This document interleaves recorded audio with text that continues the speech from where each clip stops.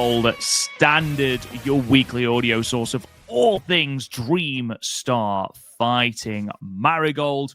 I'm your host, Rob Godwin, and I'm joined as ever by Mr. Matt Turner. Matt Turner, how are you, good sir?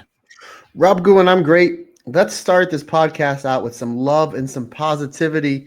Let's give a congratulations to the lady who has done the artwork for the Marigold Standard and the Stardom cast, my good friend Mindy Indy. Mindy is an independent artist, and she had her first public comic book signing this past weekend. Wow. So most of her stuff that she does is like freelance work, and it's sketches and stuff like that. She was able about a year or so ago to be able to get crowdfunded her first comic book that was digital only. Not only has she got it published, but she got it put into some comic book stores out in California, and she did her first public signing. So it's always great to see great people doing great things. And of course, if you're watching this on YouTube, right there's the graphic right there that she designed for the Marigold Standard and obviously for the Stardom cast. But figure let's start this podcast out with some more positivity and more love than usual, Rob Goodwin. So congratulations to my friend Mindy Indy on that. But brother, I'm great as always. How's things on your end? Other than you shouting at your internet provider, how's everything else going on in your neck of the woods?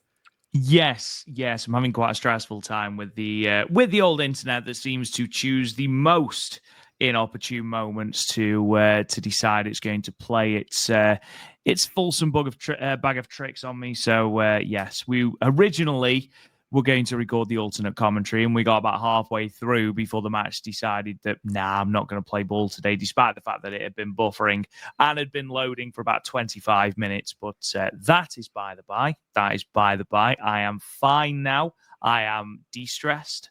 I am calm because Zen. I am zen. Absolutely. Because we are going to be talking about some Marigold. And what a show we are going to be talking about, because that Burning Desire tour, that we are going to be talking about, that third show from Shinjuku Face was absolutely fantastic. Main evented by what we knew would be a great match, and certainly was, between Mayu and Misa Matsui. And then, again, we saw the future of Marigold clash in the middle of the ring. Seri Yamaoka and Victoria Yuzuki as well. Both really, really good matches, and I can't wait to talk to you about them, Matt. Yeah, really great stuff. The whole card, start to finish, crowd was super hot, and again, just a phenomenal main event. In my opinion, obviously we'll get into it in a little bit because we just have the one show to review, and some gaze at Julia, because the Beautiful Madness was a busy lady this past weekend, which again we'll get into. But my opinion, the best Superfly championship match in the short history of said championship. But yeah, really great stuff. And a friend of the show, Darren Chatton, actually sent me a message about an hour or so ago saying the next two Marigold shows are showing either sold out or almost sold out. So it's great to see.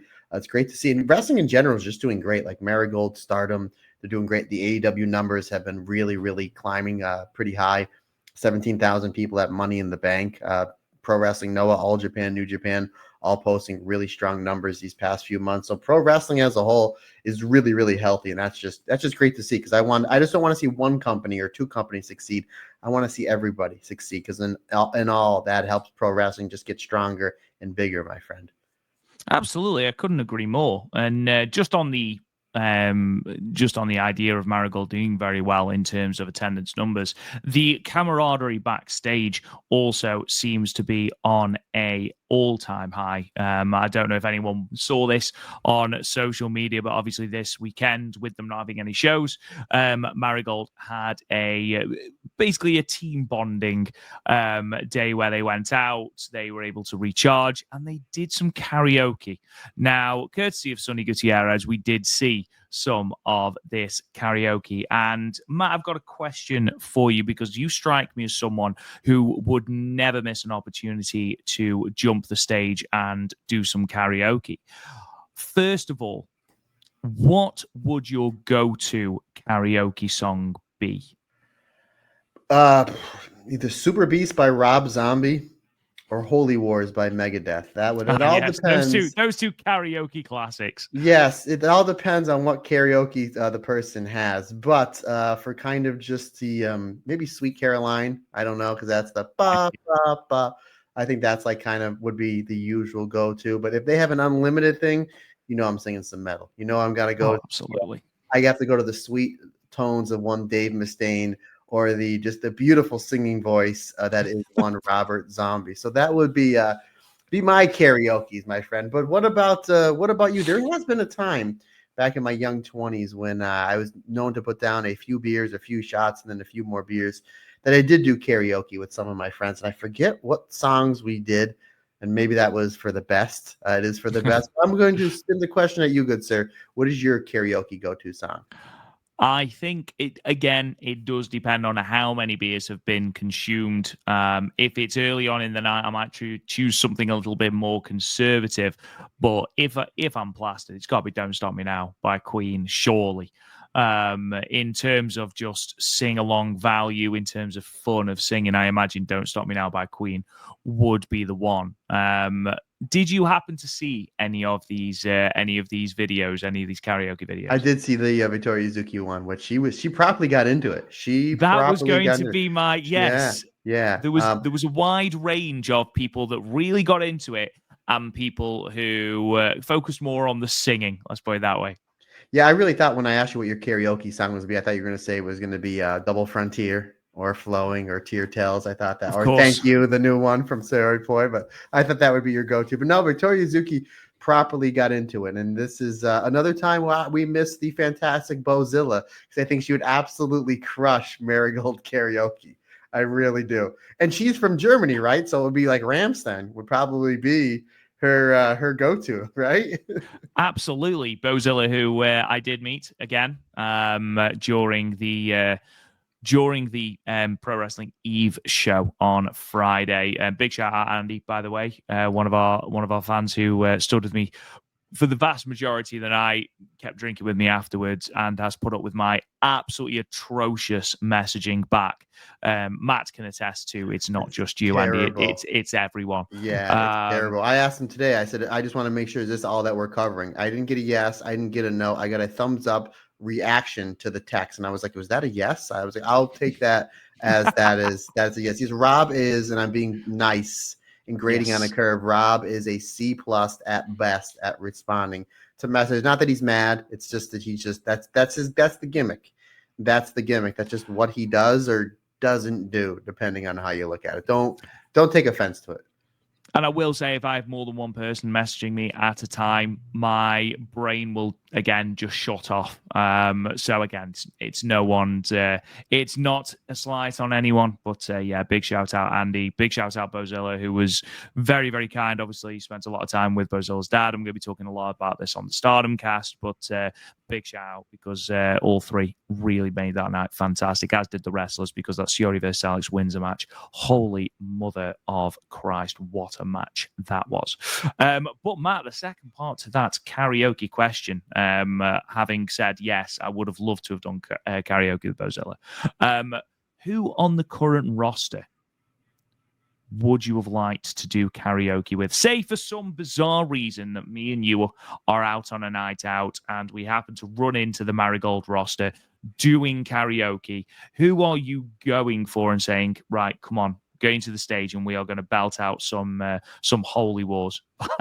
There you go. There's only two answers. Number one would be Mayu, but they could Obviously, get tricky because she may trip up everybody in the cord and then set fire. However, if I'm looking at it, I'm like, I'm really worried because Mayu may set this building on fire. It's got to be Naho Yamada. I know she's injured, but I mean, it's got to be Naho Yamada. I mean, that's really the way to go, buddy. But how about you? I know you probably had somebody else in your mind until I said it. I think you're going to agree with me. But who else was on your mind other than one Miss Yamada? I mean, I'll be honest, after seeing how into the karaoke she got, I'd argue Victoria Yuzuki is a shoo-in. Kazuna Tanaka, bless her, she was doing like a proper good, a really like reserved version of her song. It was really nice. And then literally the video below is Victoria Hazuki basically going full girl band and absolutely smashing it. But yeah, Victoria Hazuki's one. I'm just trying to think who else is on that roster that would do a really. I imagine Nanae Takahashi would do a tremendous job on karaoke. But That might get too loud. That might get too loud. It might, yeah, absolutely. I think there's only one correct answer, and that is, of course, Megaton. Because because if her and Miko Aono's YouTube channel has anything to go by, I imagine their karaoke is absolutely hilarious. Yeah, that's a good point as well. Yeah, and folks, let us know in the comment section below who you would like to do karaoke with, or have a full karaoke YouTube channel, because there's a lot of. I mean, how wouldn't you say Utami, Mirai would obviously be a good one. Miko Ano, my Sakurai, the ladyship herself, she would have a good one. There's a lot of great answers. Jackie, I think, would be a really good one. I think she would lean more towards the rock and roll. I think she'd be more of my speed. Like, she would learn towards like the Megadeth and Metallica and the Anthrax. I think that'd be more of her speed. She seems like she would be the person I'd probably party with the most. Yeah, I am aware that Sonny didn't upload a video of himself doing karaoke, which I am incredibly disappointed. Yes. Absolutely. Sonny, if you are listening, where was your karaoke video? I know he's a Megadeth fan, because he told me himself that he's seen Megadeth in Chicago before. So I think me and him may be doing some Holy Wars or some Peace Cells or something like that. So Symphony of Destruction. So it's what the world needs to see. More Megadeth. Yeah, more Megadeth. Absolutely. Anyway, what we are going to talk about, ladies and gentlemen, is we've got a couple of bits of news coming out of the world of Marigold. Obviously, the schedule for the 2025 Dream Star Grand Prix has officially dropped, and then we had a typically chaotic Marigold press conference, and we now have the top 5 matches from the Korakuen Hall show that is due to air June 17th. I don't think it's the full card. There's too many people missing for it to be the full card, but the main matches have been announced, and then we're going to talk about, as I mentioned, that Shinjuku Face show from the 5th of June, and then we'll go through and just go through those cards that are coming up this weekend on the 14th and the 15th of June. But Matt Turner, let's get into some news, and let's start with the Dream Star Grand Prix, because it was announced on the 9th. No, the 8th, I apologize, of June, that the full schedule for the Dream Star Grand Prix would be as follows, starting on August the 2nd, running all the way through to the finals this year, taking place at Korakuen Hall. So a couple of things to note. First of all, the tournament running from August 2nd for 12 dates all the way through to September 14th. No double headers, so they're all single shows. It is 12 shows up from last year's 9 shows. Does that mean we have got potentially bigger blocks? I don't know. We've also got a couple of homecoming shows. We are going to Miyako on night 3 for Mirai's homecoming show on August 9th. We've got my Sakurai's homecoming show in Ichikawa. That's going to be coming up on August 16th. And we've got Chikagoto's homecoming show as well, which is from Arikawa, and that is night 7. A couple of notable shows that you will want to look at. Night 1, we will open from the Edion Arena Osaka number 2, just like the 2024 Dream Star Grand Prix did. We're going to be running Sendai Pit on night 4, August 10th. The first night at Korakuen Hall will be on August 30th. Shinjuku Face is the night after night 9, September the 2nd. And then, of course, as I mentioned, the finals this year, not in Nagoya, but at Korakuen Hall on September 14th. So, Matt, a couple of things to note here. First of all, is that we will have some crossover between the 5-Star Grand Prix and the Dream Star Grand Prix as well. So a fun time for tournament wrestling fans. Yeah, it'll really be tournament season, and usually we'll probably get the tail end of the G1, which obviously we don't cover, but it's always nice to watch, and especially New Japan is on quite of a roll, probably the hottest they've been in the last 3 or 4 years. So we got one tournament right into the other, but then we're doubling down, doubling up, not only in Las Vegas for WrestleMania, as I believe the tag that they're using is they're doubling down or whatever, but we're going to be doing that tournament season. So we're going to be too busy yet excited fans of Marigold and Stardom just coming up in just about 5 or 6 weeks time. So it's going to be exciting times, that's for sure. Hopefully with the lack of sleep we don't get crossing over. Like, when does Miko Ano wrestle Starlight Kid? I'm like, no. That's the that would be a really awesome match. Don't get me wrong, but I think this is really cool. They're having the finals in Korakuen Hall. It is the first Rossi Ogawa book tournament finals in Korakuen Hall since the 2020 5-star Grand Prix. And Rob Goodwin, for $50, can you remind everybody who won said tournament in Korakuen Hall in 2020? I can. It was the same person that won the inaugural Dream Star Grand Prix. It was Misutami Hayashishita. Yes, there you go, folks. So there we go. But no, I think that's really cool that they're making Korakuen such a huge landmark for not only Joshi Pro Wrestling, but pro wrestling in general. Because we've been seeing some great shows in Korakuen Hall over the last 5 or 6 months, and with them doing the finals in the Dream Star in Korakuen Hall, it's going to be packed. 1,400 people. Obviously, the Korakuen Hall fans are really, really into it. You always get a really good response in Korakuen Hall, and the acoustics in the building really seem second to none. So I think that was a really smart move, putting the finals in Korakuen Hall, because the finals of last year's Dream Star was one of my favorite shows, not only from Marigold, but just pro wrestling in general. I think it finished in my top 10 favorite pro wrestling shows I've seen all year. So now we're adding in, a Mayu, a better Miko Ano, a better Natsumi Shozuki, a more aggressive Mirai. I think this year's Dream Star Grand Prix is going to be better. Obviously, we don't know the participants, but just look at the roster. I think it's going to be better this year than it was year number one, my friend. So excited to see what the sophomore year of the Dream Star brings for Marigold. Yeah, I saw someone on Twitter asking if we thought that there was enough to expand the blocks in terms of a roster. Now, last year, of course, it was 2 8-person blocks, 16 competitors altogether.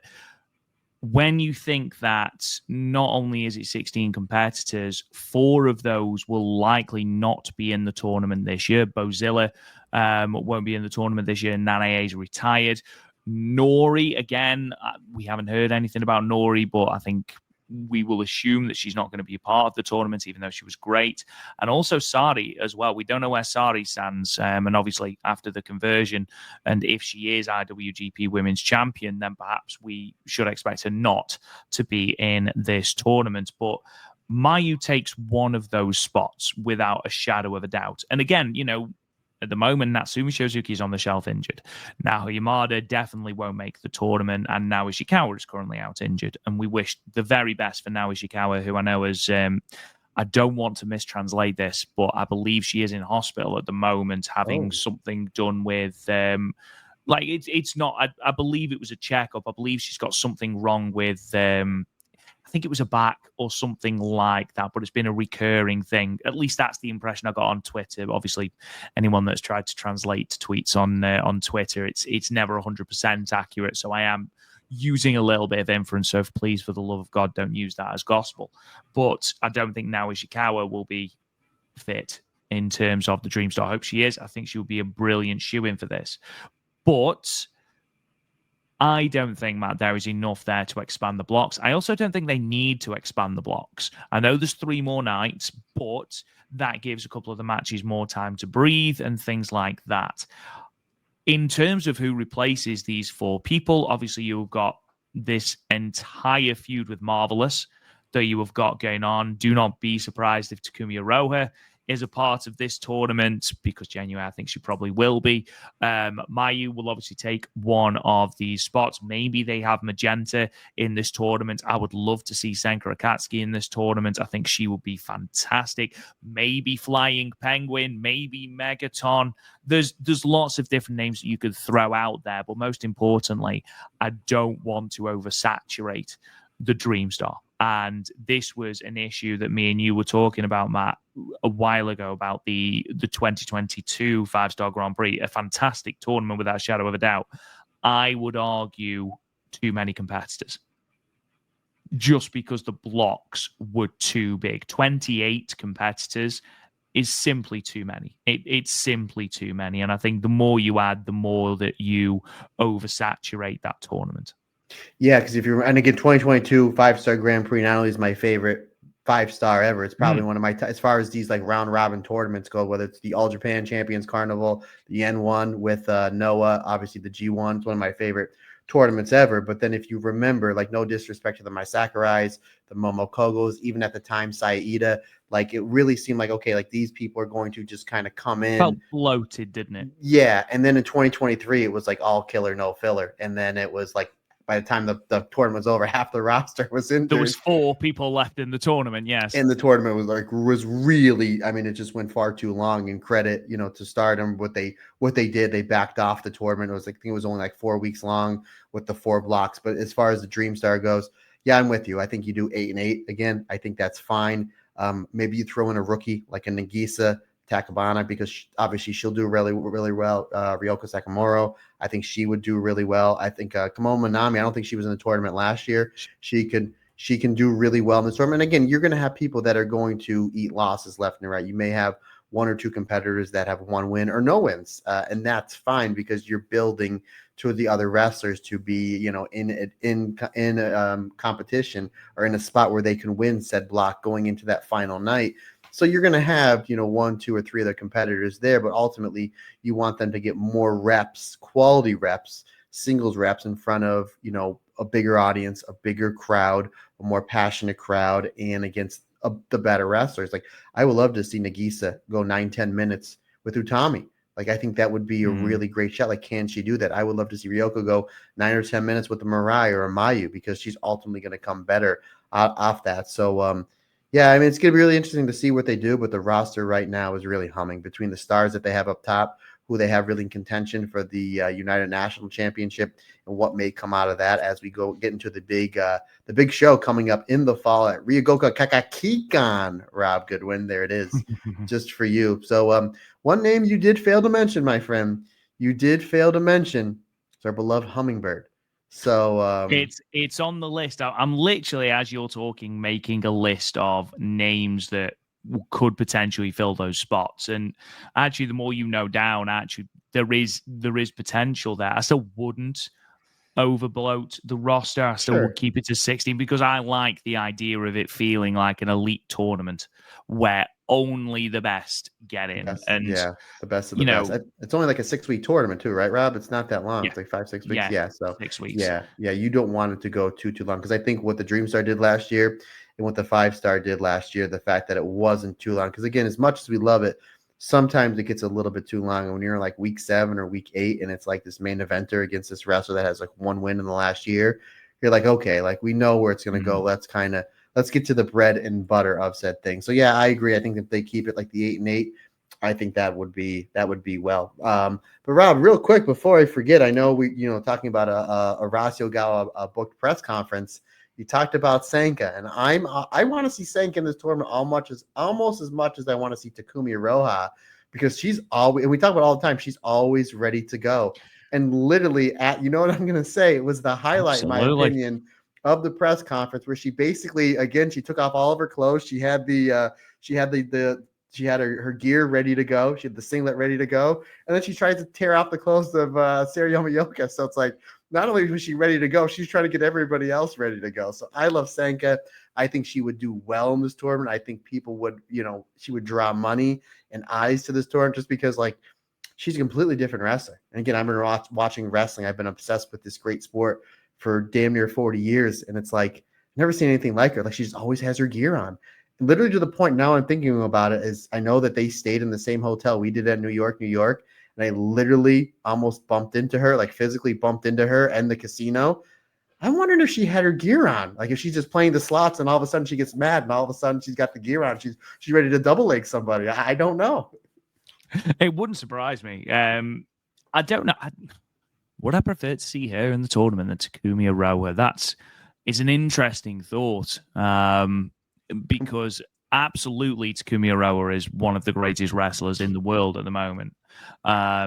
Four belt Takumi, by the way. And trust me, we're going to be talking about that press conference very, very shortly. But Senka, yeah, absolutely reigniting that feud with Seriyama, who, of course, will, I am sure, be another name that gets put into that tournament without a shadow of a doubt. Someone that we didn't mention before. Maybe Shino. I don't think Shino is quite ready. And obviously with her conflict of schedule with school. Chan Yota is another one. Ooh. Arini Yamanaka, but again, I'm not sure what her scheduling is like. But Chan Yota is another one, as you mentioned, Hummingbird, and again, one name that keeps being disrespected, Megaton. So there's a lot of names that you can put out there, but I do like the idea of it staying as 16 people simply because it does make it feel more elite. It makes it feel like the tournament to aspire to get to. And that's why, even though I think Ryoko Sakimura and Nagisa Takebana in particular would do very well in this tournament, I don't think they should be in it just yet. Komomo Minami is a different kettle of fish. I think, again, it depends in terms of injury who makes it in. But I think if you're looking at Seriyama, I think is a shoe-in. I think she is 100% going in. I think Mayu is obviously 100% going in. I would argue that probably Hummingbird will make it in as well. Obviously, discounting injuries, that leaves one spot. I would like to see Chan Yota in there personally. But that means that Komomo Minami doesn't make it in. And I don't think that's very fair because she has made real significant strides. And we talk about breakouts all the time. Komomo Minami could be the breakout of this tournament without a shadow of a doubt. You know, even Misa Matsui last year, who was on third from the bottom every single show, it felt like, ended up with one win, I believe, was still having great matches. And we were still talking about her at the tournament end. So Komomo Minami could well be that person. But obviously, until we have competitors, this is pure speculation. But it's interesting to think about, certainly. Moving on then to that aforementioned press conference. What a press conference it was. It is currently uploaded to the the Wrestle Universe, YouTube channel. Yeah, Senka Akatsuki. There was a couple of things that happened during this. Miko Ueno and Arini Yamanaka having a yoga off was quite funny. Rossi didn't know where to look. You've got Chan Yota basically bench pressing the poor man at one point, and then Senka. Squatted. Yeah, sorry, squatted. Did I say bench? Squatting Rossi, which is quite impressive. But then, yes, absolutely. Senka Akatsuki having her gear on underneath, ripping off a tracksuit and then ripping off the top of Seriyama in order to get her ready for their match. Mayu and Utami, by the way, absolutely howling with laughter at just the intensity that Senka brings, which is fantastic. The matches, or the 5 matches that have been announced for that Korakuen Hall show, June 17th, Tuesday, as it stands, are as follows. Mirai and the debuting, or soon to be debuting, should I say, rookie Yuki Yamazaki. They will team together against Chiki Goto and Minami Yuki. Celine Flora will team once more. Kazuna Tanaka and Victoria Yuzuki will be taking on Ria Sato and Komomo Minami. Ria Sato is another one who we have not talked about in terms of the Dream Star. Maybe they should expand it. After all I've just said, maybe they should expand it. Miko Ueno versus Arina Yamanaka. We then got our one and only championship match on this card. Currently, Twin Star Championships are on the line. Magenta, Riko Kawahata and Maria, the champions, making their first defense against the team of Mai Sakurai and Chan Yota. And then the Marigold versus Marvelous feud continues. Utami Hayashishita, Seriyama and Mayu Iwatani versus Takumi Aroha, Sora Ayami, and Senka Akatsuki. Matt, Mayu Iwatani and Takumi Aroha in the same ring. Can we dream of another singles match? Not in the same ring, but in the same building. Korakuen Hall. Those 2 matches that they had in Korakuen Hall in 2020 were 2 of the best matches of the year in all of wrestling in 2020.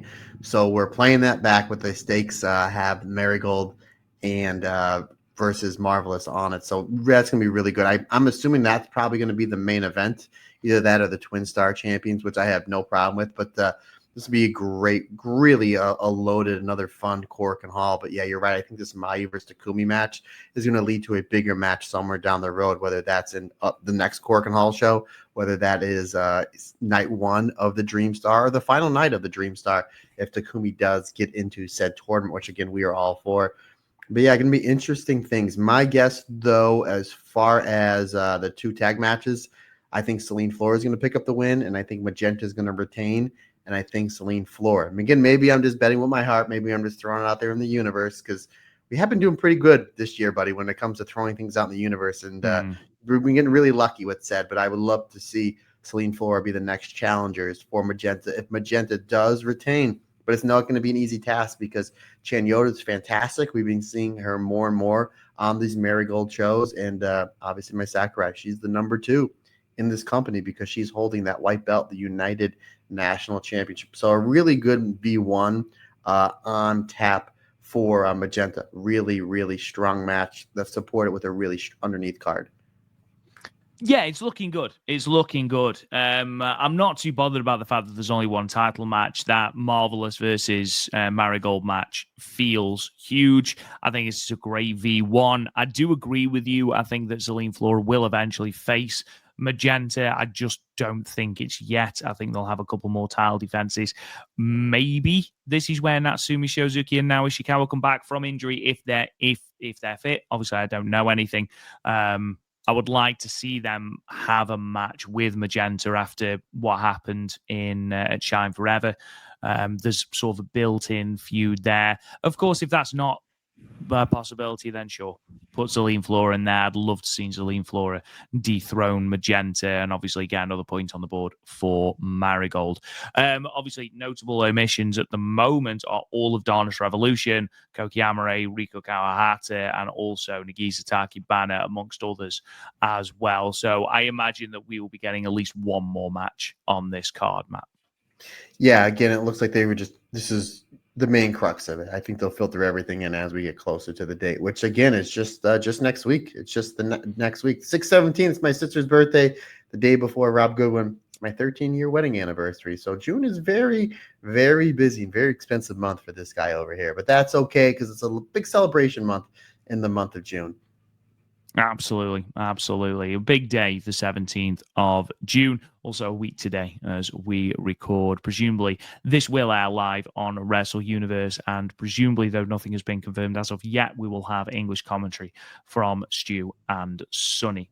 Matt, let's talk then about this Burning Desire tour show from Shinjuku Face, the 5th of June 2025. The attendance inside Shinjuku Face was 412 people. It's the 6th time the company has run the venue and is the 3rd highest house they have achieved. Now, though it is an 18.09% decrease on the previous time they ran the venue, that only tells half the story because the previous time they did run the venue was for Nanae Takahashi's produce show weeks before she retired, with the show being announced as a sellout. So that was the last show that they ran in Shinjuku. Previous to that, their highest attendance was 468, which was Sari versus Nanae for the red belt. So I think that actually 412 in comparison to those two shows is a very, very healthy number off the back of that Superfly Championship match. And I think as well around the singles match between Sari Yamaoka and Victoria Yuzuki as well. In terms of the results, they are as follows. In a singles match, Arina Yamanaka defeated Ryoko Sakimura with the reverse DDT in 6 minutes and 17 seconds. Tag team match, Kazuna Tanaka and Koki Amare defeated Hummingbird and Nagisa Takibana. Hummingbird didn't eat the pin, though. We're all good. Kazuna Tanaka pinning the rookie with a buzzsaw kick in 8 minutes and 24 seconds. 6-woman tag team match, the team of Chikagoto, Miko Ano, and Minami Yuki defeated the Darkness Revolution team, Chiaki, Megaton, and Nagisa Nozaki. Chikagoto submitting Megaton to nobody's surprise with the grounded Cobra twist in 12 minutes and 16 seconds. Singles match, Sari Yamaoka and Victoria Yuzuki ended in a time limit draw, 15 minutes. Semi-main event, 6-woman tag team match. Chan Yota, Kamomo Minami, and Mai Sakurai defeated Mirai, Rhea Sato, and Utami Hayashishita. Chan Yota pinning Rhea Sato with the jackhammer in 13 minutes and 47 seconds. And then in your main event, the Marigold Superfly Championship on the line. The third champion, defending for the first time, Mayu Iwatani defeating Misa Matsui with a moonsault in 13 minutes and 1 second. Matt, let's dive straight into it then, partner. This opening match, Rini Yamanaka, Ryoko Sakimura. You were full of praise for Ryoko Sakimura when we were talking about potential entrance to the Dream Star Grand Prix earlier. How do you think she fared against Irina? And how nice is it to have Irina back on these shows? Yeah, again, we know that she's busy with the yoga stuff and working other independent dates. So it's nice to see her in Marigold, especially in a prominent position. You have a really stacked card, 400 people.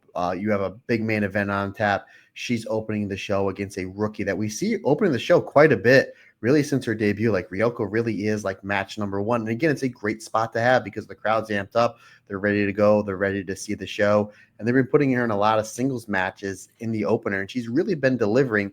And I think her and Irina, they were able to deliver, told a really good story in just a little over 6 minutes. They didn't wear out their welcome. They got in, they told the story, they got the crowd warmed up for the rest of the show. A really good way to start everything. Again, Ryoko is someone that constantly impresses me with each and every outing. And Irina, she's fantastic as well. She's got presence, she's got style, she's got grace, she can sell, she understands crowd psychology, she knows how to get her opponents over, she knows how to get the best out of her opponents. But ultimately, she did get the win here with the reverse DDT. I had this at 3.25 stars. Yeah, it was a good opener. And again, Ryoko Sakimura is someone who has been entrusted a lot of the time in these opening matches in singles action. So it's great to see her progression against different types of wrestler as well. The curse is not broken by any stretch of the imagination. Hummingbird's losing streak, her woeful losing streak, does continue, but she didn't eat the pin. And I would argue, Matt Turner, that even though she hasn't yet been announced for that Korakuen Hall show, maybe, just maybe, her team may get a victory. Didn't happen here, though. Koki Amare and Kazuna Tanaka, I think, putting on a significantly more solid performance than the Shine Forever show. Again, the more reps that Koki's getting, we're getting back to the Koki Amare of old, which obviously we knew we were going to do, having been out for 5 months with an ACL test. It wasn't going to come back all guns blazing. So I think it's great to see a few matches later them team again and actually show what we are capable of. And they did here, didn't they? Yeah, again, you're absolutely right, buddy. I mean, Koki getting better with each and every outing. I think she looked really good here. Again, her and Kazuna Tanaka, as you mentioned, they teamed up at Shine Forever. Really good teamwork here. Again, they may or may not be part of King's Journey. That's because obviously Kazuna Tanaka works really well with Utami. So does Koki Amare work with Utami Hayashishita, who obviously would be the leader of the unnamed faction that is King's Journey. They worked really well together. Again, only their second time teaming up, as far as I know. Really good stuff here. Again, Kazuna Tanaka kind of took the lead in the beginning of the match.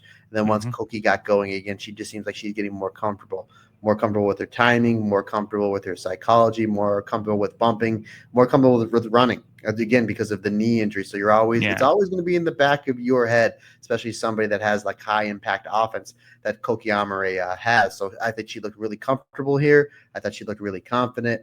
And again, Nagisa and Hummingbird, they worked really well together as well. Again, Nagisa, she's been wrestling as long as Ryoko Sakamura, but obviously she missed quite a bit of time with that injury. I think it was after the first match. And then she broke her nose, I think, on her comeback, or was that Kamomo Minami? That was Kamomo Minami, yeah. No, that's right. But no, I thought she was grabbed Hummingbird, even though she's been we put the jinx on her about 4 or 5 shows ago. She's looked terrific in every outing, even on the losses. I thought she looked really good. This is a really good pairing. I would like to see a Hummingbird versus Kazuna Tanaka 8-9 minute singles match because they worked really well together. Their styles, they have opposite styles, but they worked. With Tanaka with the hard hitting and the submissions, and Hummingbird kind of doing that cruiserweight superfly style. They worked really well together. 3.5 stars, a really good match to go into match number 3 with. You're absolutely right in terms of Koki Amare, Matt, because I pretty much disintegrated my knee when I was about 20, I think. I was playing cricket, and obviously nowhere near as dangerous as wrestling, obviously. But I was sliding to get a cricket ball, and there was advertising boards all around the pitch. And I was like, do you know what? I'll use my foot to stop myself against the advertising boards. Worst comes to worst, they're only thin, they'll break, and it'll be fine. What I didn't realize was there was 6 foot of concrete behind that. So I've, for the video viewers, put my foot flat against the board and have slammed then into it at full pace, sliding, and pretty much just destroyed all the cartilage in my knee. And it's funny because obviously with cricket, when you're bowling, you put so much impact on your knee. And it's only after you injure yourself that you're actually so aware of that impact. And Koki Amare's finish is the amethyst butterfly. And all of that is on the knee. But you just bringing it up, then the running, even the running in the ring, like she must be aware of that. So to do what she's able to do, even with what must be in the back of her head, just be careful. Just be careful. We saw Natsuko Tora when she destroyed her knee, and all she did was jump off the apron.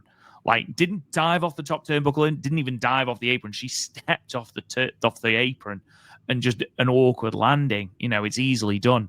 So for her to be able to do what she's doing with the confidence that she is doing it, aura has never been a problem for Koki. I am in a lot of awe of her. Yeah, something too with the running. It's a lot of stopping. Because you're putting that pressure on the knee to stop and then turn, whether you're going off the other side of the ropes, whether you're turning for a drop kick or a bump, or you're taking a bump. So again, it's not only just the running. It's one thing if you have a hurt knee and you're just, I'm going to run on the treadmill, or I'm just going to run up and down my block. But when it's like you have to start, stop, turn, post, bump, feed, like that is also putting a lot of pressure because you're turning the knee and you're putting a lot of tweak on the knee. So again, like you said, partner, that she's looking a little more comfortable, better, getting some of that ring rust off with each and every outing. And with the slew of shows that Marigold has coming up, I think she'll be ready to rock and roll for the Dream Star, buddy. Also, she is an underrated person in the question. Who would you have as your karaoke partner? I reckon Koki Amare has got a proper set of pipes. I reckon she can belt out some tunes. Moving on, we have a 6-woman tag. Chika Goto, Miko Ano, Minami Yuki against the Darkness Revolution. And Matt, time is running out for Megaton, one half of the Tauntauns in terms of Darkness Revolution. One more loss. So either she goes the rest of her career unbeaten, or one more loss and she is out of Darkness Revolution. That was the ultimatum, which I would argue is slightly unrealistic in terms of what Nagisa Nozaki has put forward, that she's not allowed to lose again, or she's out of Darkness Revolution, because it took Megaton 5 years to get a singles victory. The chances of her not losing another match for the entirety of her career, I would argue, is slim. So time's running out, it's looking like. I think she's going to win. She'll go undefeated in the Dream Star. Like Micah did. Yeah, Micah did at the 5-star. One thing about Megaton, this match, she was put in the Cobra Twist once or twice and was able to get out. I think she didn't just submit. Yeah. So it's like we're building it up, my friend. Maybe we need to see that Megaton versus Hummingbird submissions only match. Maybe that's the way to kind of break one of the curses.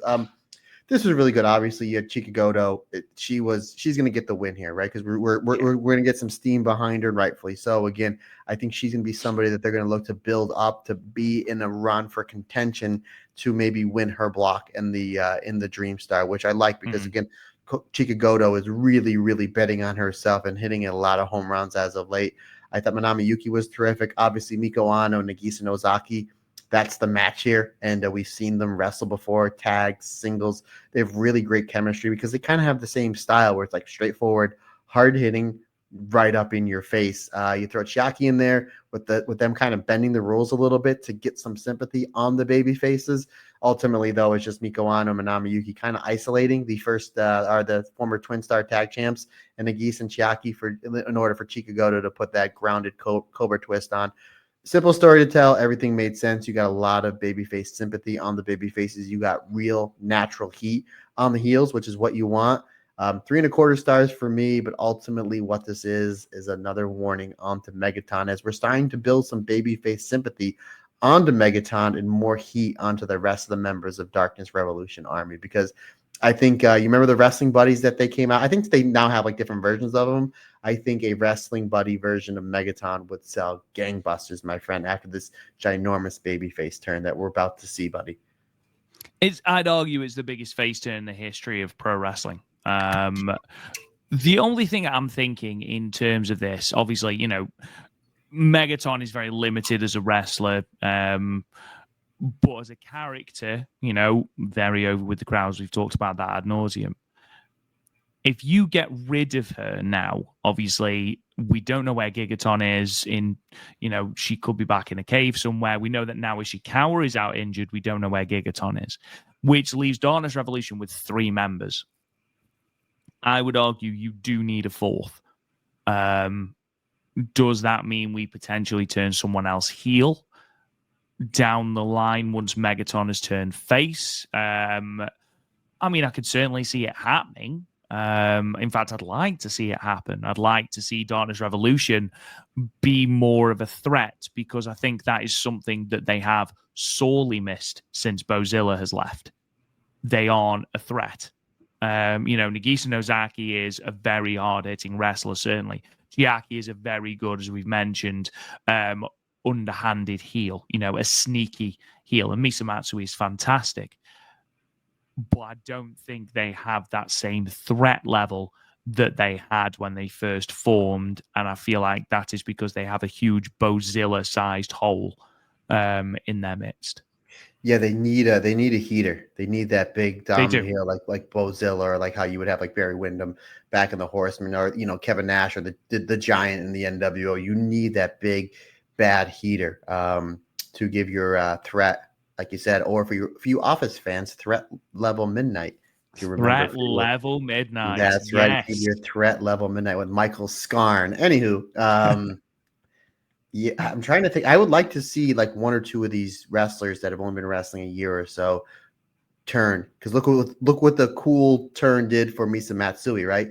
Really good wrestler, pretty decent character. Now she's like one of the coolest characters, one of the best characters in Marigold. So maybe you take a Nagisa or even an Arena and you put her over. Maybe Rob. I'm just spitballing here, because you don't have anybody big and dominant like Bozilla on this roster, right? No. What about Chan Yoda? What about, I think it's because she kind of has that weightlifting background, like she's big, she's jacked. I think Chan Yoda, you give her a heel turn, you give her a full-time Marigold contract, because the more and more we see of Chan Yoda, the better she's getting, and she's fantastic. Oh God, yeah, absolutely. I think you Chan Yoda does a heel turn, you can do something with her and Sakurai.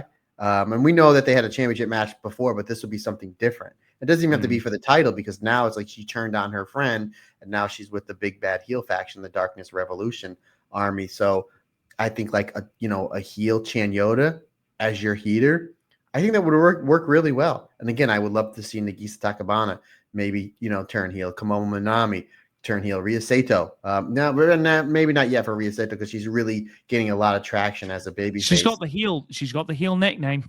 Yeah, that's true. There's a lot that they can do. But yeah, you're right. I mean, if they kick Megaton out, you really just have Nagisa, Chiaki, and Misa Matsui. Again, with the Gigaton thing, whatever. And don't forget as well, Matt, Nagisa Nozaki is not signed to Marigold. She's a freelancer.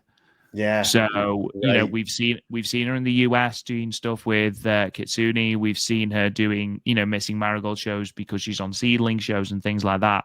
And, I'm certainly not saying that, we need to move heaven and earth and, get her on a full-time contract, even though I'd absolutely love that. There are certainly ways around it. But I think if you're getting rid of Megaton out of the Darkness Revolution, which is certainly where the storyline seems to be going, I feel like you do need somebody else. Maybe that somebody else turns heel and is the one to sort of get rid of Megaton. I don't know. Maybe we bring in a new foreigner as a big bad heel, because they're sort of 1-1, aren't they, Marigold? You brought in Bozilla, who was absolutely tremendous. I think blew everybody's expectations out of the water.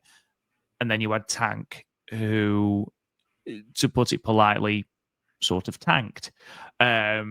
So, again, we need something, I think, and maybe a big foreign heel would be that person. I think the only issue is with Chan Yota again, and you can do some more build with that.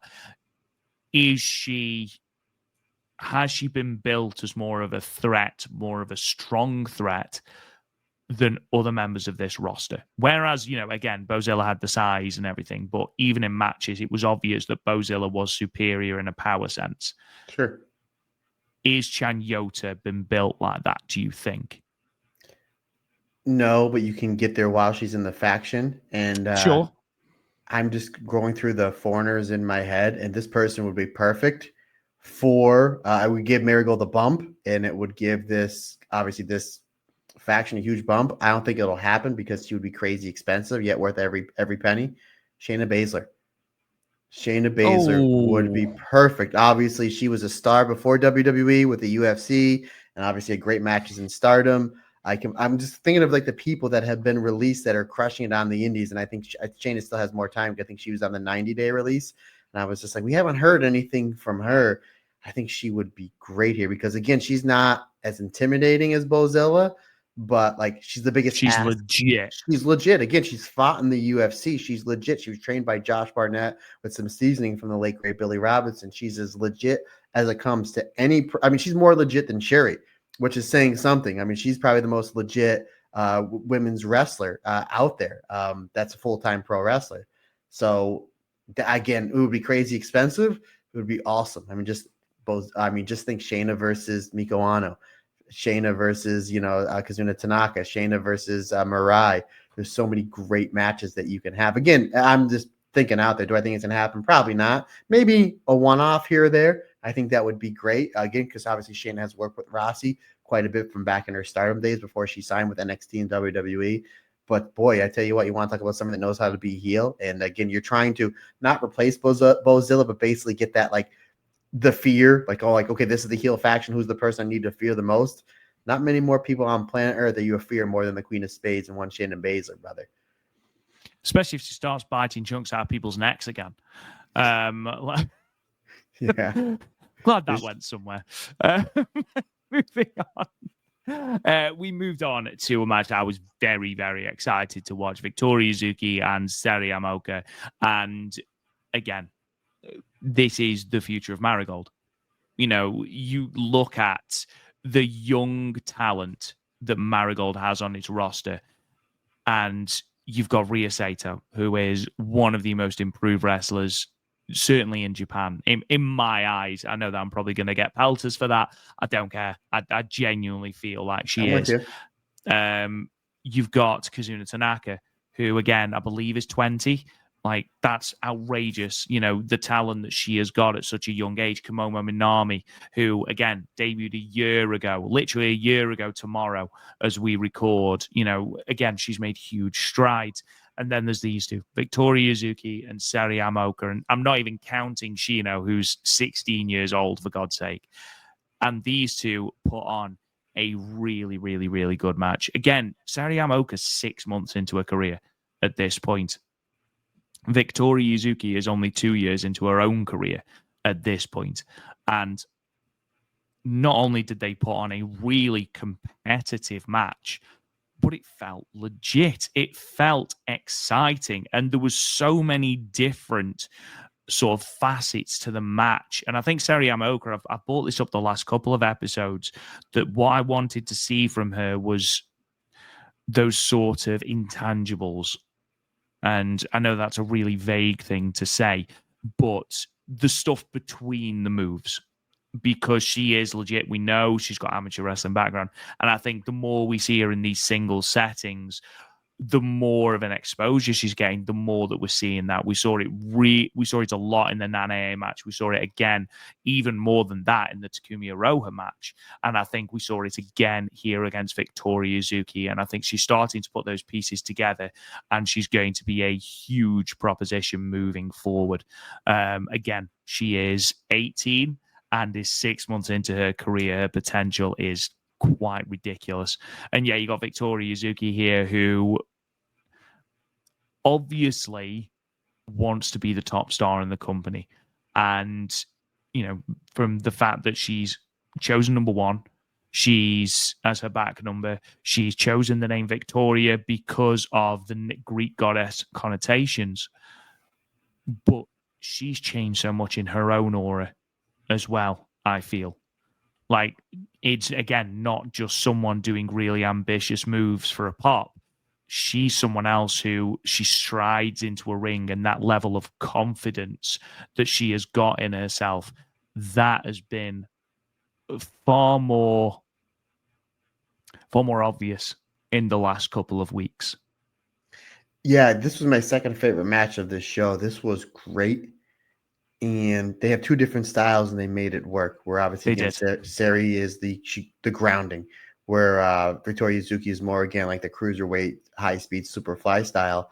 And you can see early on in the match that Victoria Yuzuki wants to use that speed, and Sari grounds her, and she pound. She's she's ragdolling her, she's rolling her, and eventually she catches an arm, puts an arm bar on Yuzuki. Yuzuki gets to the rope. She's able to create some distance. Again, very much like a fast fighter trying to create some distance and come up with a new game plan. Then once she hits that head scissors, and like the first, after that, then it's all system go. She hits that basement drop kick. They go to the floor. She does a dive. They go to the floor. She takes the fight to Suri.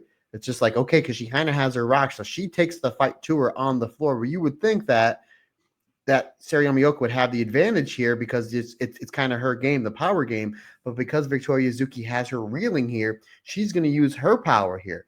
And it's just like she's just getting Sari Yamaoka here in like minute 4, minute 5 is just getting hit like a pinball, just back and forth, back and forth. And anytime she tries to get one or two things, Yuzuki's able to get away, create distance, go back to a different game plan, and use that speed style to get the advantage on Sari Yamaoka. And I really enjoy that. And then once Sari finally slows Victoria Yuzuki down, she hits that all Japan Kings Road style release German suplex. I was like, oh boy. And now we're back to her game, going to the neck crank, going to the ankle lock. Really good stuff there. Victoria Yuzuki comes back with the super kick and then a German suplex of her own, which I thought was great. That was really cool. Sari comes back, hits a big spear and the freezer bomb for the 2 count. Shouts out to her mentor, Nanae Takahashi. And then just the two of them are going back and forth. And then Sari hits another big German suplex, but can't get the cover in time as we hit the 15-minute time limit draw. This was great storytelling, great pacing, great psychology. As again, we focused on this high-speed style of Victoria Yuzuki and that really great strength in the amateur style, especially with the suplexes of Sari Yamaoka. Really great stuff. Again, a German suplex that is going to be remembered for a long time because, again, it was all Japan, Kings Road, Royal style suplex there. Again, the fact that Sari Yamaoka is able to throw those German suplexes as well as she does, and especially with the psychology that she had behind it at a young age, 18 years old, wrestling 6 months into her career, is absolute genius. I think we're going to see these two wrestle each other for quite a long time, partner, because these two have great chemistry and they have two different basically styles of pro wrestling that when they wrestle each other, they seem to make it work. And I think it's only going to get bigger and better for the two of them. 4.25 stars for me, my friend. I absolutely love this. I knew once the bell rang, this was going to the time limit draw, and I wanted to go to the time limit draw because I want both these wrestlers to stay strong, and selfishly, I want to see this match for 15 minutes, and it was over with. I wanted to see it for another 15 minutes. Again, 4.25 stars. Pro wrestling at its finest from two of the best young stars in all of pro wrestling, buddy. Not just in Marigold, not just in Japan, not just in Joshi. These are two of the best young wrestlers in all of pro wrestling. And considering the fact that they have 2.5 years combined experience, it's crazy. It's crazy. Yeah, absolutely. Absolutely. Moving on then to the semi-main event where we had Utami Mirai and Ria Sato versus Chanyo Tamai Sakurai and Kamomo Minami.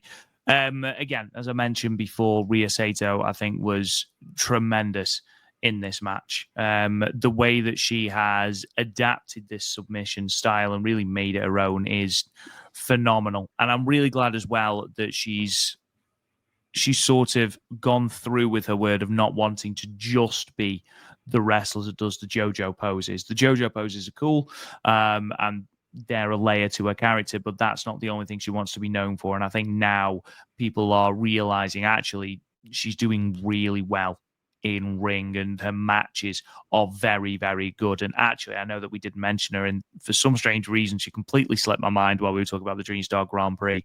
I would argue that she is actually one of the first ones I would put in alongside Seri and Mayu, because I think Rhea Sato could be the one that takes that breakout role that we were talking about before, maybe for Komomo Minami. But this was more about Chanyota and Mai Sakurai, who, after the match, laid out their challenge for Magenta, which, of course, we now know is going to be taking place at Korakuen Hall. Matt, it's interesting to see Utami and Mirai team up as well after their Shine Forever match. Yeah, you're right. I mean, your kind of your biggest hard hitters you have in this match, teaming again with the young, fantastic one, Rhea Sato. Like, this match was like, again, you're absolutely right. Like, you knew the direction of this match getting towards the end. You're all about building my Sakurai and Chanyota up as not only singles, but as a tag team, because they eventually, they come out looking the best. They come out looking, lack of a better term, as like a rose, like Utami's rose. They come out looking great, and like once they do the challenge for Magenta, you're like, of course now I want to see that, because they're so highlighted in this match, which that's the game plan. Obviously, Utami does what Utami does best in these multi-person matches. She gets in, she gets her stuff in, she makes sure her opponents look good, but she paves the way for Rhea Sato in this match, because for Rhea Sato to get over, and Mirai kind of did the same. Like, you didn't see too much of Mirai and Utami, enough to come in. They did what they did. They looked really well. They bumped and fed for the other three wrestlers. But ultimately, on Team Utami, it was all about building Rhea Sato up, making her look like a threat, only for Chanyota to hit her with the jackhammer after some great double teaming from Chanyota and Mai Sakurai, because they gelled really well together as a tag team. And again, it made sense for them after this match to then challenge Magenta coming up at the Korakuen show again in just 1 week's time.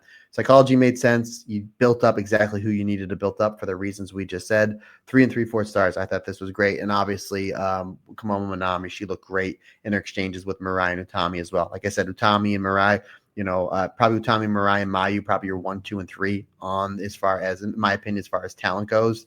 And then again, Utami and Mirai made sure that Komomo Minami got enough stuff in to look legit, because they're very unselfish wrestlers. And I mention all the time how it's like Utami and Saya Kamatani. It's like they're the only two on that level when it comes to getting everybody else in the match over, considering that Utami and Saya Kamatani are two of the best wrestlers on the planet. But they do a great job having whoever they're across from the ring with looking like that they can probably beat them, and they're just as good as them, which again is a talent that I think they're the only two in wrestling that can do it as well they can do. And Utami did that with Komomo Minami. But again, it's all about, making Chanyota and Sakurai look like legit threat for Magenta coming up in 1 week's time in the beautiful Korakuen Hall. Again, this match, 3 3/4 stars.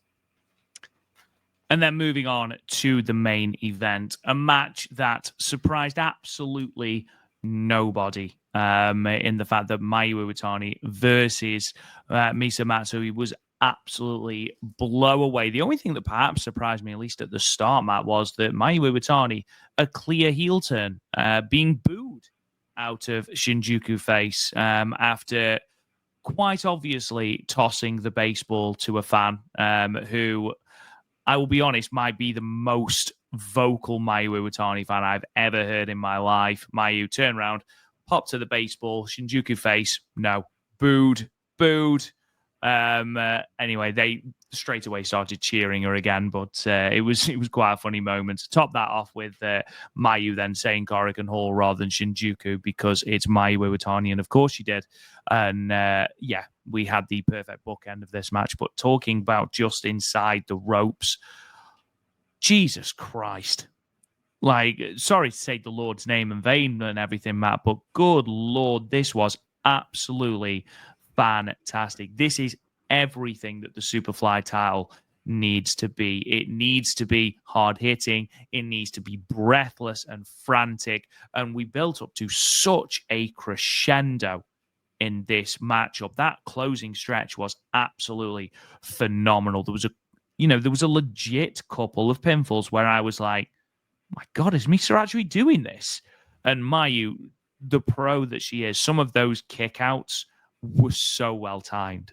And they're so effortless as well. Like, you've mentioned it before, and, we can all see it as fans of pro wrestling. Someone's kicking out because they're looking at the ref.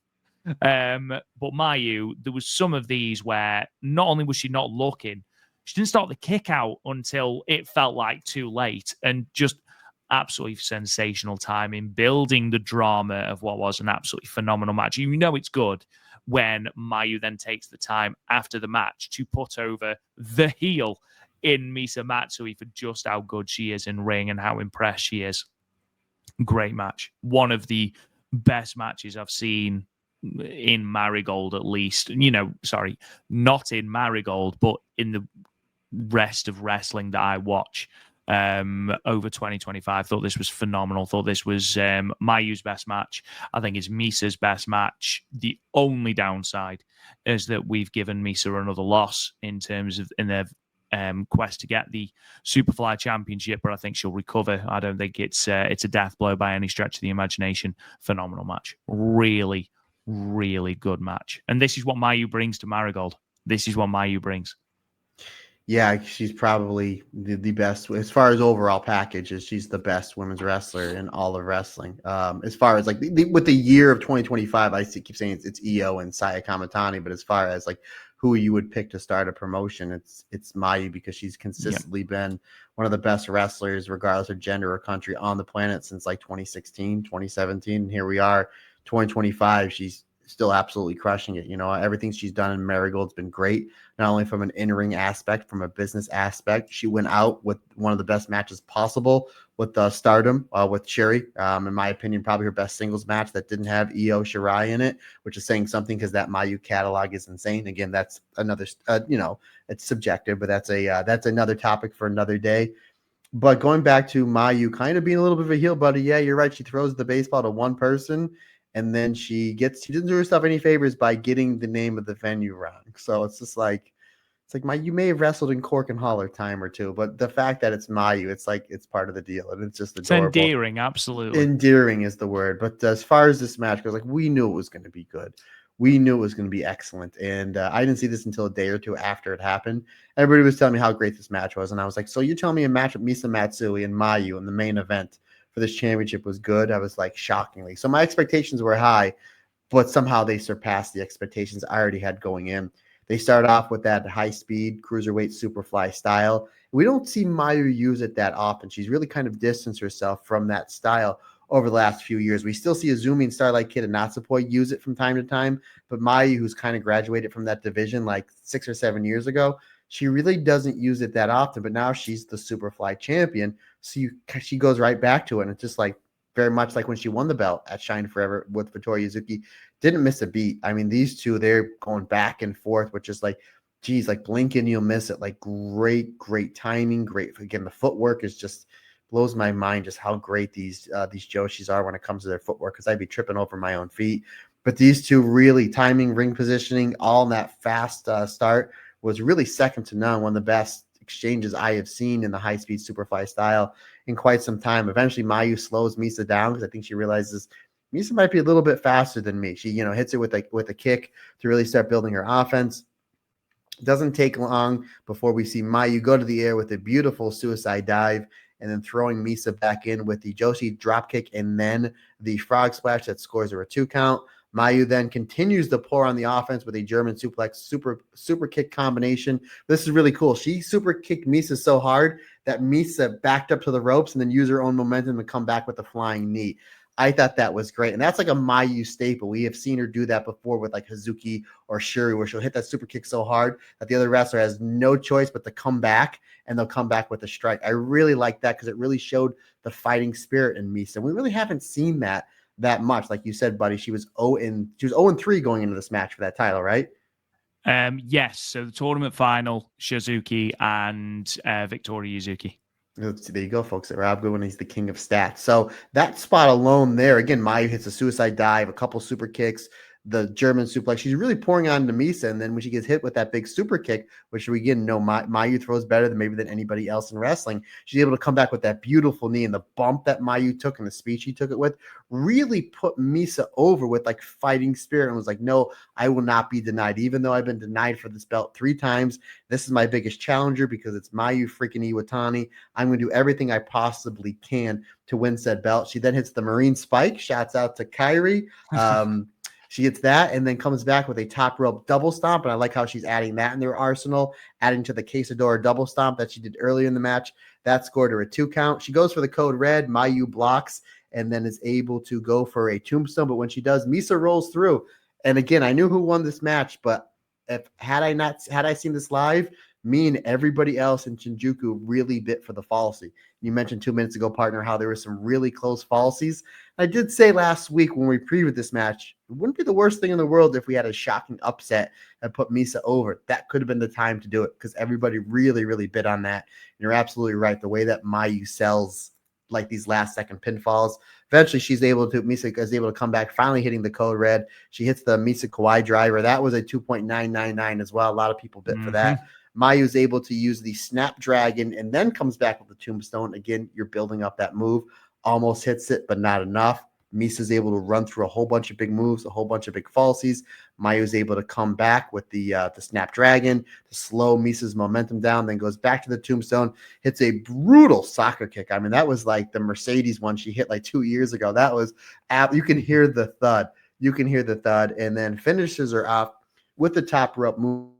Now, 4 3/4 stars. Rob Goodwin, not only is this my favorite match of Mayu in this little short run that we've had in Marigold, this is my favorite Superfly Championship match that we've had.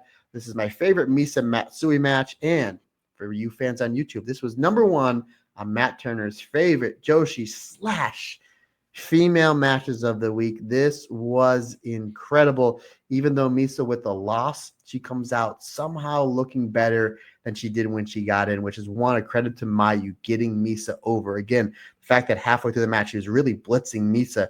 Misa weathered the storm, comes back, really blitzes Mayu, and then Misa did a great job rising to the challenge that is, in my opinion, the greatest women's wrestler in all of wrestling, and the greatest women's wrestler, in my opinion, of all time, still in her prime, one Mayu Iwatani. This was absolutely chef's kiss, and I'm really excited to see what Mayu's next challenge is for the belt, because we know obviously she got Takumi Roha. I'd like to see what they're going to do with Misa after this, because they really need to build her back up. I just don't see Misa eating a lot of losses as we head into the Dream Star coming up, my friend, and just about a month's time. Yeah, absolutely. Fantastic match. I completely agree with you, Matt. And a really good show. Again, despite all that we've talked about, it did only go 2 hours. So, yeah, definitely worth checking out in the Wrestle Universe archives. Marigold have announced 2 shows this weekend, including the debut of Yuka Yamazaki, who will be making her debut at the 176 box in Osaka on the 14th of June against Mirai. She will then team with Mirai 3 days later in Korakuen Hall. The rest of that card, by the way, is as follows. Kazuna Tanaka versus Nagisa Takibana versus Ryoko Sakimura in a 3-way match. Tag team match, Matt, and that means the return of Flying Penguin and Hummingbird as a tag team taking on Chiaki and Misa Matsui. Chikagoto and Minami Yuki will be taking on Utami Hayashishita and Koki Amare. Mayu Iwatani will team once more with Victoria Yuzuki against Nagisa Nozaki and Megaton. I'm not fancying Megaton's chances there, Matt.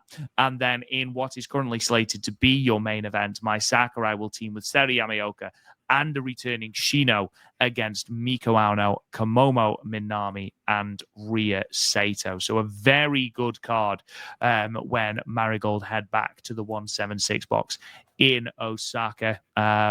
Moving on to the show on the 15th now. That is as follows. This is going to be from Fujisan Mess, by the way, 15th of June. Yuki Yamazaki will be taking on Ryoko Sakimura in singles action.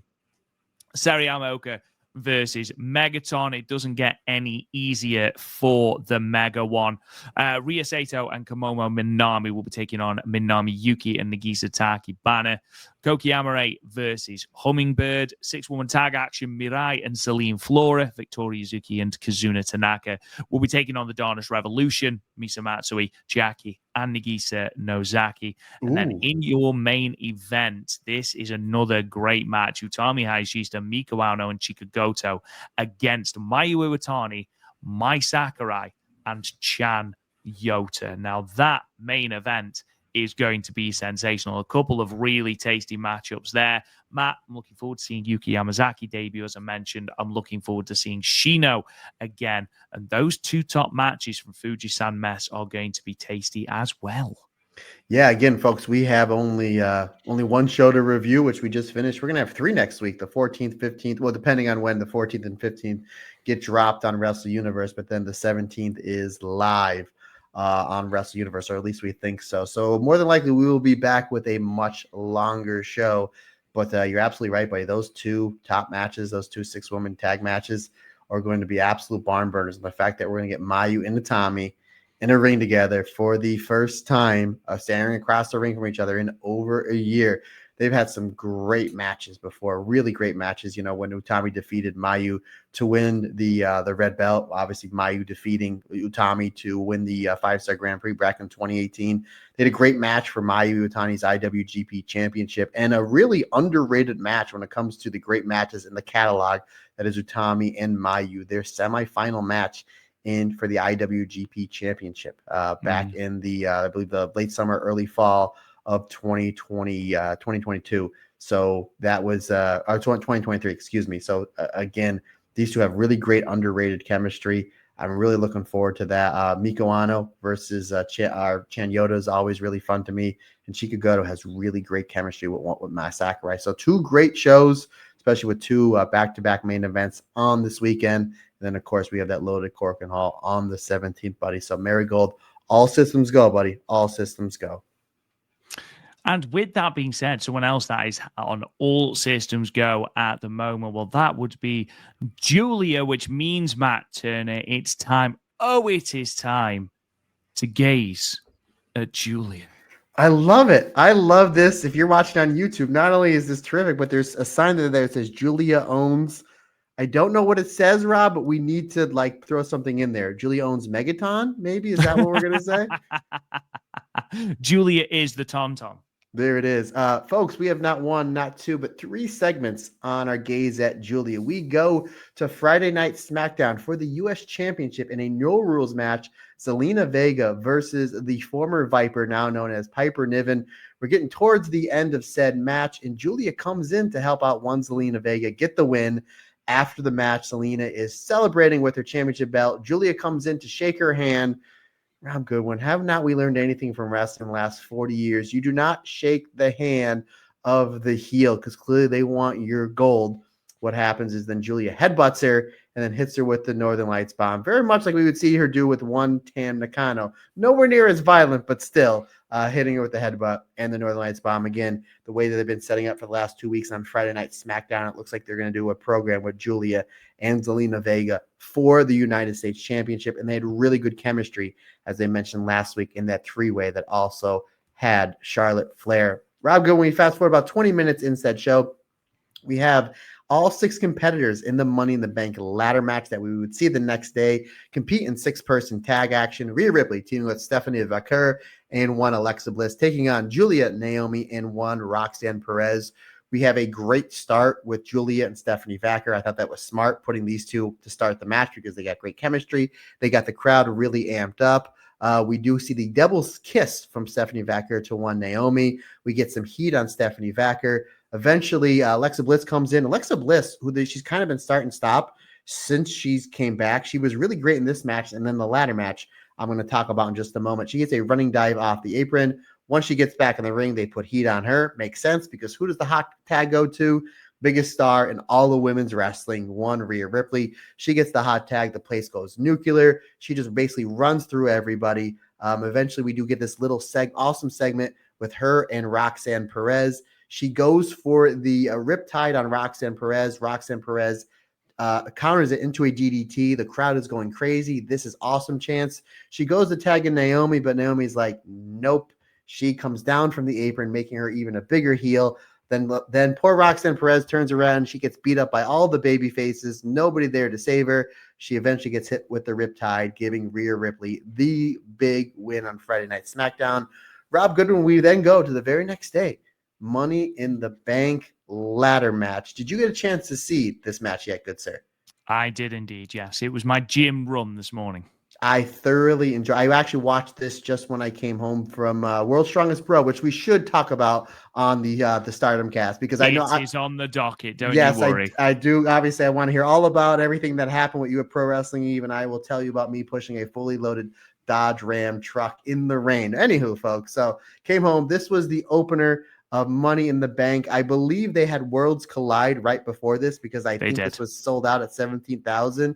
And it looked like there was about 3,000 empty seats because they didn't give it enough time for people to go from one building to the other. But regardless, folks, the people that were in the building were absolutely nuclear for this match. This was terrific. I'm not going to go through beat by beat in this match, but Julia and Roxanne Perez, again, they're kind of sometimes they're friends, sometimes they're not. They did a good job teaming up early in the match to take everybody out. Eventually, Stephanie Vaquer hits a beautiful springboard high cross body, but the numbers game get the better of it. Better her and Rhea Ripley. They do this awesome spot because obviously Rhea is the big threat in the match. They do a great job where they find every ladder in the building and just bury Rhea Ripley in this. What's great about this match is been seeing these Money in the Bank ladder matches or championship matches over the years that it's just like you only have like one or two people that are kind of teased getting the belt. All 6 wrestlers teased getting the belt. There was a lot of time where I thought maybe this person's going to win, maybe that person's going to win. I did have my prediction was Naomi with the possibility of Roxanne Perez, but it looked like maybe Julia might win or Alexa Bliss might win. They did a great job teasing everybody getting the belt, what built up the drama in this match. There was this really cool spot where they kind of had like a Lego set on the ladders, where we saw Alexa Bliss and Roxanne Perez both do the code red, which I know Roxanne Perez calls her the Pop Rocks. At the same time, I thought that was a really cool spot. There were some dangerous spots with the ladder. Naomi, who's as athletic as all get up, I thought she was terrific. But there was this really cool spot where Roxanne Perez gets thrown over the top rope and she goes to do the old Ricky the Dragon Steamboat Skin the Cat. And as she's trying to get over to do the pull-up, here comes, very much like the Undertaker, is all of a sudden you just see all the ladders moving, and there's Rhea Ripley, and she's trying to get up, and she can't. Like a scene in Josh, she can't get it, and then Rhea comes in. She runs all of her stuff, beats up on poor Roxanne Perez. Eventually, though, we do see Naomi is able to tip over Rhea Ripley and Stephanie Vaquer off the ladder, and Naomi does grab the briefcase, and she is the new Miss Money in the Bank. Obviously, I love Vaquer. Obviously, massive fans of Julia, Roxanne Perez. But for me, the MVP of this match, buddy, was Alexa Bliss. And again, they've been kind of starting, stopping, not sure what to do with her. I thought she was great in the tag match I just talked about, and I thought she was the MVP of what was one of the better Women's of the Bank money ladder matches. Excellent stuff. Again, I didn't think Julia was going to win because I think they're going to go to her and Zelina Vega. But we will find out, my friend, next week on A Gaze at Julia, as Julia owns maybe Hummingbird. I don't know what that says, but I don't know.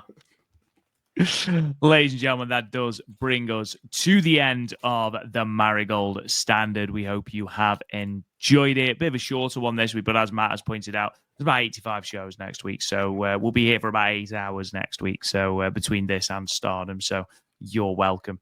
In the meantime, ladies and gentlemen, if you haven't already subscribed to the podcast, if you could, we'd be massively appreciative. Maybe leave us a 5-star review and a comment as well. That really helps us be exposed to even more people as well. If you like your episodes early and ad-free, then you can get them on Patreon for as little as $1 a month. Just one.